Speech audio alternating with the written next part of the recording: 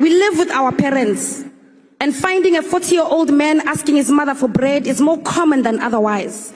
This phenomenon is known as the Ramaphosa economy.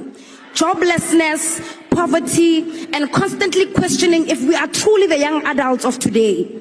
In 2018, Mr. President, you launched the Jobs Summit and promised the youth of this country 275,000 jobs per year. You failed.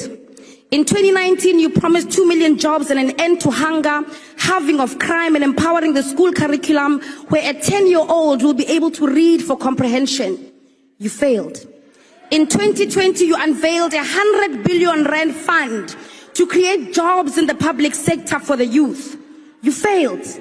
You launched the NSP against GBV and femicide, and 4 years later, on the eve of elections 2024, the murderer of NGESAHLULEKI Elsin Donje was granted bail of 2,000 rands. You failed. In 2021, you spoke about building new cities, and the National Youth Development Agency would fund 1,000 young entrepreneurs in 100 days. You failed.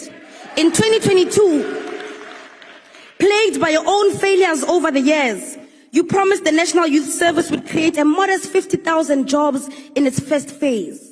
You failed. In 2023, you came here and praised yourself for the Youth Employment Service that placed 100,000 youth in peace jobs that lasted nothing more than 12 months. Once again, you failed. Yesterday, you came to this house and promised 2 million jobs to the youth of South Africa. It is thus fair and deliberate to then say that this time next year, the result will once again be not achieved and failed.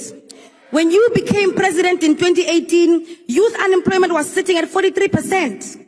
And nearly 7 years into your presidency, youth unemployment currently sits at 45% for individuals aged 15 to 34 and a whopping 59% for young people aged 15 to 24.